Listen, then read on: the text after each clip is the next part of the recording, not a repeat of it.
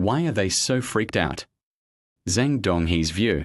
On August 13, 2025, I received a response with the attached information from the Australian Ministry of Justice. On February 6, 2024, I reported the bribery corruption case of the head of an Australian government-owned bank to a government-related agency located in Perth, Australia. In the meantime, I have been in contact via email docking with the head of the Australian Attorney-General's Special Force Team dispatched to the Office of the Attorney-General of Western Australia, and continue to do so to this day. However, the fact that they officially responded, unlike the existing non-response, excluding the automatic response, to my petition titled, "The Issue of Korea's Election Management System and the Australian Government's Public Power System" are a couple filed on the official website of the Attorney-General of the Federal Republic of Canberra, the capital city of Australia, seems to have the following significance. First, Korea's National Election Commission is an independent organisation that is not common in other OECD countries, but in Australia, the Australian Attorney-General concurrently holds this position, called the Minister for Electoral Affairs. Second, at a time when China's expanding influence on overseas election systems is emerging as an important issue internationally, it is presumed that the Australian government wanted to defend itself even though I did not mention the Australian election system at all. They were shocked.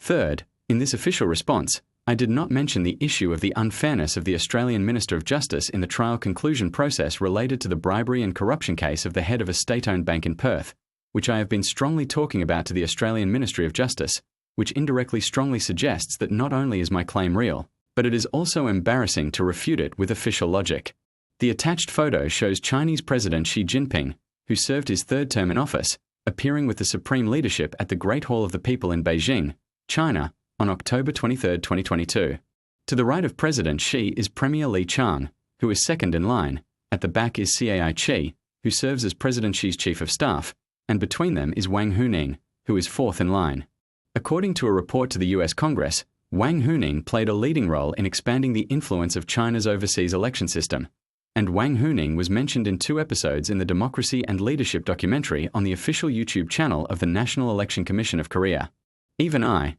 who has written 10 books so far, only became aware of Wang Huning's existence this year. In fact, it is not easy for ordinary people to remember the names of presidents of other countries, but it is truly shocking that China's 4th highest ranking figure was placed as important in the Democracy and Leadership documentary on the official YouTube channel of the Korean National Election Commission during the administration of former President Moon Jae-in. I thought, why are they so shocked? In part 1 of Thieves Are Stumbling, I mentioned that I had a hard time fighting against a candidate whose older brother was the head of the election management committee of a nearby competing candidate during the 2008 election process, and that I tried not to engage in politics after that, but ran for consecutive elections starting in 2018, 10 years later, and mentioned the subtle atmosphere created by the fact that it coincided with this period.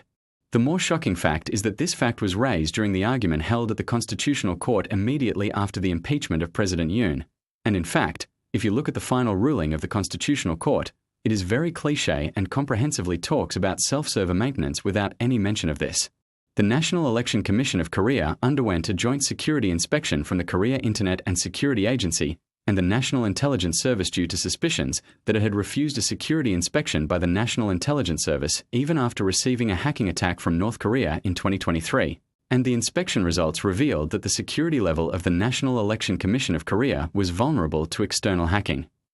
Going back to the story of the Australian Federal Ministry of Justice, Australia does not have a separate organisation called the National Election Commission, and the Australian Attorney-General also serves as the Minister of Elections. They were so surprised that they sent me an official document even though I did not talk about the Australian election. More importantly, I would like to tell the Australian government directly that an issue as important as the election management issue is property theft and public power brutality against public interest reporters who contributed to their country's government.